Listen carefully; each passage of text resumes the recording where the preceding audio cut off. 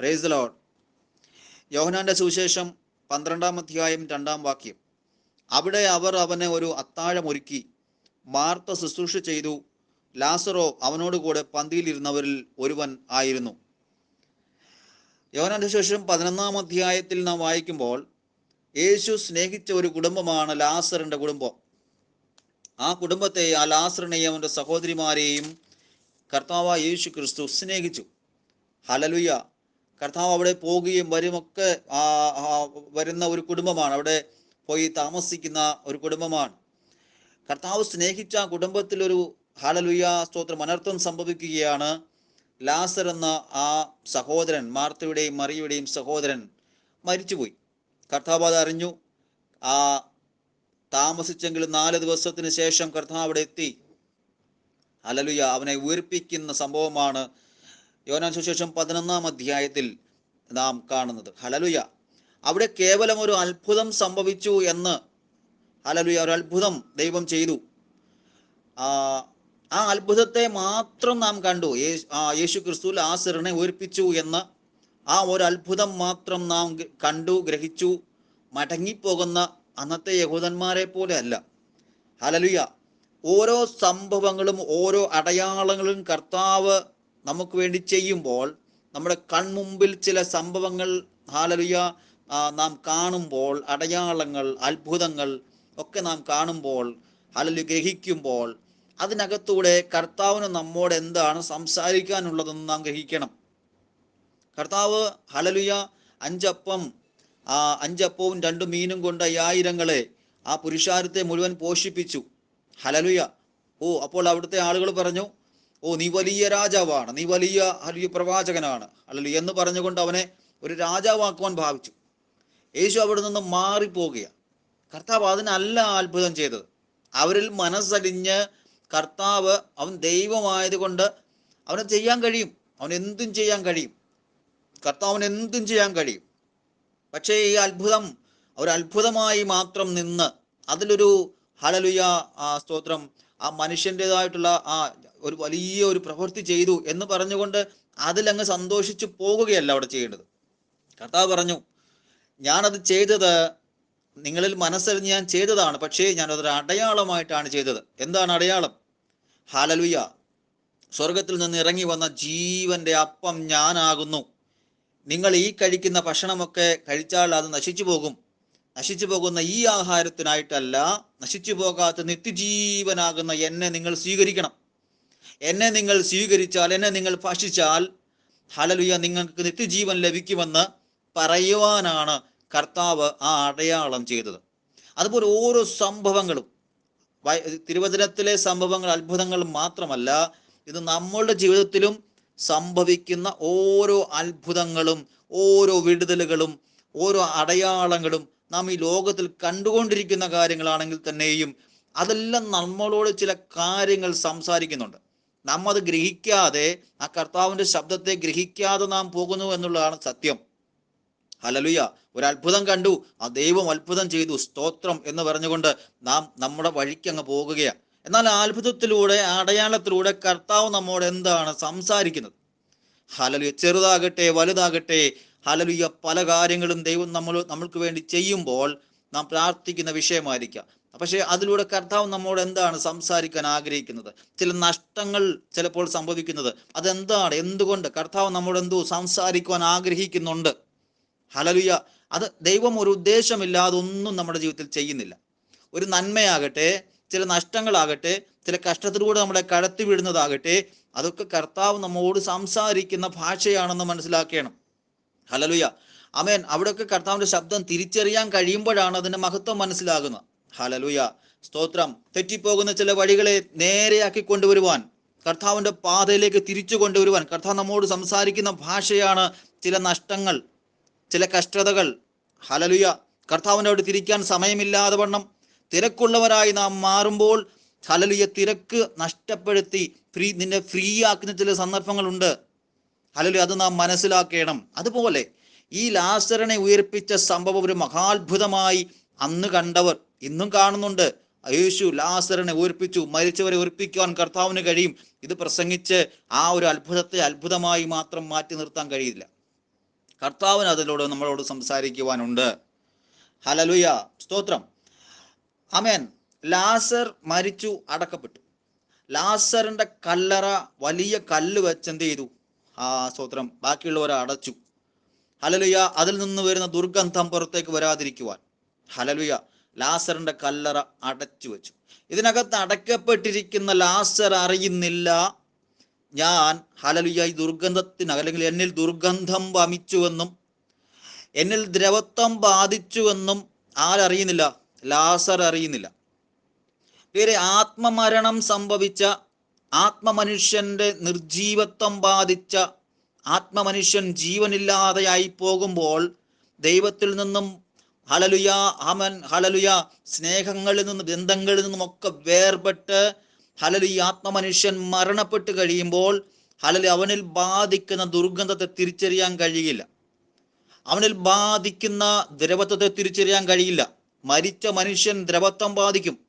അവന്റെ മാംസവും അവന്റെ ശരീരം മുഴുവൻ ദ്രവിച്ചു പോകും, അല്ലെങ്കിൽ ഈ മണ്ണിനോട് ദ്രവിച്ചു ചേരും. ഹല്ലേലൂയ. പക്ഷെ ഈ മരിച്ച വ്യക്തിക്ക് എന്ത് ചെയ്യാൻ പറ്റില്ല? അത് ഗ്രഹിച്ചറിയാൻ കഴിയുന്നില്ല. ആമേൻ.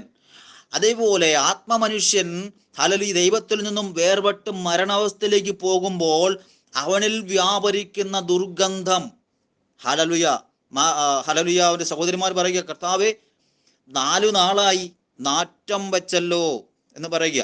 അപ്പോൾ ദിവസങ്ങൾ കഴിയും തോറും, കാലങ്ങൾ കഴിയും തോറും നാം മരണത്തിൽ തുടരുമ്പോൾ, ആത്മമരണത്തിൽ നിർജീവത്വത്തിൽ തുടരുമ്പോൾ നമുക്ക് ഈ ദുർഗന്ധം തിരിച്ചറിയാൻ കഴിയുന്നില്ല. ഇന്ന് പാപം ഹല്ലേലൂയ മനുഷ്യരിൽ, അല്ലെങ്കിൽ ദൈവ മക്കളിൽ, ദൈവ ജനത്തിന്റെ ഇടയിൽ പ്രവേശിക്കുന്നത് അറിയാൻ കഴിയുന്നില്ല. പലതിനെയും പാപമെന്ന് വിളിക്കാൻ കഴിയാത്ത വിധത്തിൽ ചേർന്ന് പോയിക്കൊണ്ടിരിക്കുക. ഹല്ലേലൂയ, ആമേൻ. അങ്ങനെ അതിലൂടെ വരുന്ന ദുർഗന്ധം നമുക്ക് തിരിച്ചറിയാൻ കഴിയുന്നില്ല. അത് ഒരു ദുർഗന്ധമാണോ എന്ന് പോലും തിരിച്ചറിയാൻ കഴിയാത്ത രീതിയിൽ നിർജീവത്വം പലതിലും വ്യാപരിച്ചു കഴിഞ്ഞു എന്ന് തിരിച്ചറിയണം. ഇത് ഗൗരവമായൊരു വിഷയമാണ്. ഹല്ലേലൂയ. നിർജീവത്വം ബാധിച്ചതിൽ ആ ദുർഗന്ധം തിരിച്ചറിയാൻ കഴിയില്ല. അതുകൊണ്ടാണ് പലതും പാപമാണ് തിരിച്ചറിയാൻ കഴിയാത്തത്. അത് സെൻസ് ചെയ്യാനുള്ള ആ കപ്പാസിറ്റി നഷ്ടപ്പെട്ടു കഴിഞ്ഞു. ജീവൻ ഉണ്ടെങ്കിൽ മാത്രമേ അത് തിരിച്ചറിയാൻ കഴിയത്തുള്ളൂ. ഹല്ലേലൂയ. ജീവനില്ലാത്ത ഒന്നിനിൽ എന്തു ബാധിച്ചാലും തിരിച്ചറിയാൻ കഴിയില്ല. ഹല്ലേലൂയ. അപ്പോൾ ഹല്ലേലൂയ നിർജീവത്വം ബാധിച്ച ഈ ഹല്ലേലൂയ ശരീരം അവിടെ ഹല്ലേലൂയ കല്ലറയ്ക്കകത്ത് സുഖമായിരിക്കുകയാണ്. സ്തോത്രം. ചിലർ പറയുന്നത് ഇങ്ങനെ അങ്ങ് ഇരുന്നാൽ മതിയെന്ന്. ഞങ്ങൾക്കിതൊക്കെ മതി. ഇത് ഹല്ലേലൂയ പുറത്തുനിന്ന് വിളിക്കുന്ന കർത്താവിന്റെ ശബ്ദമൊന്നും കേട്ട് പുറത്തേക്ക് വരുവാൻ ഞങ്ങൾക്ക് മനസ്സില്ലെന്ന് പറഞ്ഞിരിക്കുക.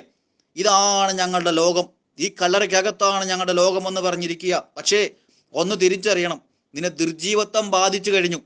നിനക്ക് തിരിച്ചറിയാൻ കഴിയാത്തവണ്ണം ദുർഗന്ധം നിന്നെ വമിച്ചു കഴിഞ്ഞു. ദ്രവത്വം നിന്നെ ബാധിച്ചുകൊണ്ടിരിക്കുകയാ. ഹല്ലേലൂയ. പക്ഷേ നിന്റെ ഹല്ലേലൂയ കല്ലറയ്ക്കകത്ത് പുറത്തുനിന്ന് ഹല്ലേലൂയ ഒരുവൻ നിന്നെ വിളിക്കുന്നുണ്ടെന്ന് ഓർമ്മ വേണം. സ്തോത്രം. എപ്പോഴും വിളിച്ചുകൊണ്ടിരിക്കുന്ന ഒരു ശബ്ദം നിന്റെ പുറകിലുണ്ട്. ഹല്ലേലൂയ, ആമേൻ. സ്തോത്രം. ലാസറേ പുറത്തു വരിക. ആ ലാസറിന്റെ സ്ഥാനത്ത് നമ്മളുടെ ഓരോരുത്തരുടെയും പേര് ചേർത്ത് വെക്കണം. എന്നിട്ട് ഹല്ലേലൂയ കർത്താവിന്റെ ശബ്ദത്തിന് കാതോർക്കണം. ലാസർ കർത്താവിന്റെ ശബ്ദത്തിന് മുമ്പിൽ പുറത്തു വന്നു. അധികാരത്തിന്റെ ശബ്ദത്തിന് മുമ്പിൽ പുറത്തു വന്നു. ഇന്നും ഹല്ലേലൂയ ദൈവസഭയുടെ പുറത്തുനിന്ന് കർത്താവ് വിളിക്കുക. ഓരോ വ്യക്തിയുടെ പുറത്തു നിന്നും കർത്താവ് വിളിക്കുകയാ. ആരവന്റെ ശബ്ദം കേൾക്കുവാൻ തയ്യാറാകുമോ അവർക്കൊരു ഉയിർപ്പുണ്ട്. ഹല്ലേലൂയ, ആമേൻ. അവന്റെ കൈകാലുകൾ കെട്ടിയിരുന്നു, റൂമാൽ കൊണ്ട് കെട്ടിയിരുന്നു. അതൊക്കെയും അഴിച്ചു മാറ്റപ്പെടണം. ആമേൻ. ഹല്ലേലൂയ. ആ സ്തോത്രം. മനുഷ്യരാൽ ഹല്ലേലൂയ നിർമ്മിക്കപ്പെട്ട കല്ല്, ഇടർച്ച കല്ലുകൾ കർത്താവിന്റെ അടുത്തേക്ക് കടന്നു വരാൻ കഴിയാതെ തടസ്സപ്പെടുത്തുന്ന ഇടർച്ച കല്ലുകൾ നീക്കിക്കളയണം. ഹല്ലേലൂയ. അത് കർത്താവ് അത്ഭുതത്താൽ ഇങ്ങനെ ആ കല്ല് നീങ്ങിപ്പോകട്ടെ എന്നൊന്നും പറഞ്ഞില്ല. അത് മനുഷ്യരാൽ വെച്ചതാണ്. മനുഷ്യരാൽ തന്നെ നീക്കിയെങ്കിലേ പറ്റത്തുള്ളൂ. മനുഷ്യരാൽ കെട്ടിയ റൂമാലുകൾ ഹല്ലേലൂയ, ആമേൻ, സ്തോത്രം, അത് നീക്കിയെങ്കിലേ പറ്റത്തുള്ളൂ. അത് മനുഷ്യൻ തന്നെ നീക്കണം. നമ്മളാൽ തന്നെ നമുക്ക് ഇടർച്ച വെച്ചിരിക്കുന്ന ചില പാപത്തിന്റെ ഇടർച്ചകൾ നീക്കിക്കളഞ്ഞെങ്കിൽ മാത്രമേ നമ്മെ വിളിക്കുന്ന കർത്താവിനെ കാണാൻ കഴിയത്തുള്ളൂ എന്നാണ് സത്യം. ഹല്ലേലൂയ. ഇന്നും കർത്താവിനെ കാണണമെന്ന് നമുക്ക് ആഗ്രഹമുണ്ട്. പക്ഷേ കല്ലറയ്ക്കകത്ത് കിടക്കുകയാണ്. ഹല്ലേലൂയ, ഒരു മെസ്സേജ് കേൾക്കുമ്പോൾ, ഒരു പ്രസംഗം കേൾക്കുമ്പോൾ, ഒരു പാട്ട് പാടുമ്പോൾ, കർത്താവ് എനിക്ക് നിന്നെ കാണണമെന്ന് ആഗ്രഹമുണ്ടാകും. പക്ഷേ കാണാൻ കഴിയില്ല. പലതും കല്ലറയ്ക്കകത്ത് അടയ്ക്കപ്പെട്ടിരിക്കുക. ഇടർച്ചകൾ നീക്കണം. ദൈവശബ്ദം കേൾക്കണം, ഇടർച്ചകൾ നീക്കണം. ദൈവശബ്ദം കേട്ട് അതിന് തക്കവണ്ണമുള്ള ചലനമുണ്ടാകണം. നിന്നിൽ ജീവൻ വ്യാപരിക്കണം. ഹല്ലേലൂയ. നിർജീവത്വം മാറണം. എന്നാൽ മാത്രമേ ഇതൊക്കെ ഗ്രഹിക്കാൻ കഴിയുള്ളൂ. ഹല്ലേലൂയ. ഇടർച്ചക്കല്ലുകൾ നമ്മുടെ മുമ്പിൽ വെച്ചിരുന്ന ഇടർച്ചക്കല്ലുകൾ ഏതാ? കർത്താവിനോട് അടുക്കാൻ കഴിയാതെ വണ്ണം, ഹല്ലേലൂയ, പുറത്തേക്ക് വരുവാൻ കഴിയാതെ വണ്ണം ഇടർച്ചകളായി വച്ചിരിക്കുന്ന ഒന്ന്. ഹല്ലേലൂയ, ഈ കാലത്ത്, ഈ ആധുനിക കാലത്ത്, ഹല്ലേലൂയ, ദൈവജനത്തെ ഹല്ലേലൂയ കല്ലറയ്ക്കകത്ത് അടച്ചു വച്ചിരിക്കുന്ന ഇടർച്ചക്കല്ലുകൾ ഏതൊക്കെയാണെന്ന് അറിയാമോ? ഒന്ന് സോഷ്യൽ മീഡിയയാണ്. അതിനകത്തുനിന്ന് പുറത്തു വരാൻ പലർക്കും കഴിയുന്നില്ല. അതിനെ ഇടർച്ചയായിട്ട് മനസ്സിലാക്കാൻ കഴിയുന്നില്ല. അതിനെ ഉപേക്ഷിക്കാൻ പലർക്കും കഴിയുന്നില്ല. അതിനെ ഉപേക്ഷിക്കുമ്പോൾ എന്തോ ജീവൻ ഉപേക്ഷിക്കുന്നത് പോലെയാ. സ്തോത്രം. തീർച്ചയായും അത് ഉപേക്ഷിച്ചേ മതിയാകത്തുള്ളൂ. കർത്താവിനെ കാണാൻ കഴിയാതെ നമുക്ക് മുമ്പിൽ ഇടർച്ചയായി വെച്ചിരിക്കുന്ന ഇതുപോലുള്ള ഇടർച്ചക്കല്ലുകൾ ഉപേക്ഷിച്ചേ മതിയാവൂ. കർത്താവ് പറഞ്ഞത്, നിനക്ക് ഹല്ലേലൂയ നിന്റെ കണ്ണ് നിനക്ക് ഇടർച്ച വരുത്തുന്നുവെങ്കിൽ അതിനെ ചൂഴ്ന്നെടുത്ത് എറിഞ്ഞു കളയുക എന്ന് പറഞ്ഞാൽ നമ്മുടെ മാനുഷിക കണ്ണെടുത്ത് ചൂഴ്ന്നെറിഞ്ഞു കളയാനല്ല പറയുന്നത്. നിന്റെ നോട്ടം, ആ കണ്ണുകൊണ്ട് നീ ചെയ്യുന്ന നോട്ടം, നിന്റെ ഹൃദയം അതിനെ പിന്തുടർന്ന് നീ പാപത്തിൽ വീഴാതിരിക്കേണ്ടതിന് ആ ഇടർച്ചയായിട്ട് വെച്ചിരിക്കുന്ന നിന്റെ ഫേസ്ബുക്ക് ആണെങ്കിൽ, ഇടർച്ചയായി വന്നിരിക്കുന്നത് നിന്റെ മൊബൈൽ ഹല്ലേലൂയ ഉപയോഗമാണെങ്കിൽ, ഹല്ലേലൂയ സ്തോത്രം, നിന്റെ സ്പോർട്സ് ആണെങ്കിൽ, കർത്താവിന്റെ മുമ്പിൽ ഇടർച്ചയാൽ കർത്താവിനോട് അടുക്കാൻ കഴിയാതെ വണ്ണം ഇടർച്ചകളായി നിൽക്കുന്നത് എന്തൊക്കെയുണ്ടെന്ന് അവരവർക്കറിയാം. ഹല്ലേലൂയ, അതൊക്കെ നീക്കിക്കളയുവാൻ കർത്താവ് പറയുക. നീക്കിക്കളവീൻ, ഉരുട്ടി മാറ്റിക്കളവീൻ, എന്നാൽ മാത്രമേ നിനക്ക് എൻ്റെ മുഖം കാണാൻ കഴിയത്തുള്ളൂ എന്ന് കർത്താവ് പറയുന്നത്. അങ്ങനെ കർത്താവിന്റെ മുഖം കണ്ടവർ എന്ത് ചെയ്യുന്നു? കർത്താവിന് വേണ്ടി നിൽക്കാൻ വേണ്ടിയാ അങ്ങനെ കർത്താവ് പുറത്തു കൊണ്ടുവരുന്നത്. കർത്താവ് ചിലരെ പുറത്തു കൊണ്ടുവരാൻ ആഗ്രഹിക്കുന്നുണ്ട്. ഹല്ലേലൂയ, അങ്ങനെ പുറത്തു കൊണ്ടുവരുന്നുണ്ടെങ്കിൽ നീ അവനോട് കൂടെ ഹല്ലേലൂയ പന്തിയിലിരിപ്പാൻ യോഗ്യനായി മാറും. ദൈവത്തിന്റെ ശബ്ദം കേൾക്കുന്നവന് മാത്രമേ അത് സംഭവിക്കത്തുള്ളൂ. ഹല്ലേലൂയ, നാം അവനോടുകൂടെ പന്തിയിലിരിക്കേണ്ടവരാ. നാം ഈ ലോകത്തിന്റെ ദ്രവത്വം അനുഭവിച്ച് കല്ലറയ്ക്കകത്ത് അടക്കപ്പെടേണ്ടവരല്ല. നമുക്ക് ഉയർത്തെഴുന്നേൽപ്പുണ്ട്. ഹല്ലേലൂയ, ദിവസങ്ങളിൽ ഹല്ലേലൂയ ആത്മമരണം, ആ നിർജീവത്വം ആരെങ്കിലും ബാധിച്ചെന്ന് മനസ്സിലാകുന്നുണ്ടെങ്കിൽ, അല്പമെങ്കിലും ഹല്ലേലൂയ നമുക്ക് തിരിച്ചറിവുണ്ടാകുന്നുണ്ടെങ്കിൽ, ഏതൊക്കെ മേഖലകളിൽ നമുക്ക് ഇടർച്ചക്കല്ലുകൾ നമ്മുടെ മുമ്പിൽ വെച്ചിട്ടുണ്ടെന്ന് നമുക്ക് ബോധ്യമാകുന്നുണ്ടെങ്കിൽ, ഈ ദിവസങ്ങളിൽ അത് ഹല്ലേലൂയ അതിനെ ഉരുട്ടി മാറ്റിക്കളഞ്ഞ്, നമ്മളെ കെട്ടിവെച്ചിരിക്കുന്ന ബന്ധനങ്ങളെ കളഞ്ഞ് ഈ ദിവസങ്ങളിൽ പുറത്തു വരണം. കർത്താവ് തന്നെ പുറത്തുനിന്ന് വിളിക്കുന്നു. ഹല്ലേലൂയ അവന്റെ കാഹളത്തിന്റെ ശബ്ദം ഹല്ലേലൂയ കേൾക്കുവാൻ സമയമായി, അവനോടുകൂടെ പന്തിയിലിരിക്കുവാൻ സമയമായി. ഹല്ലേലൂയ, ആ ഒരു ഹല്ലേലൂയ അളവിലേക്ക് നാം വരണം. അതിനുവേണ്ടി ദൈവത്തിന്റെ പരിശുദ്ധാത്മാവ് നമ്മെ സഹായിക്കുമാറാകട്ടെ. ആമേൻ, ആമേൻ.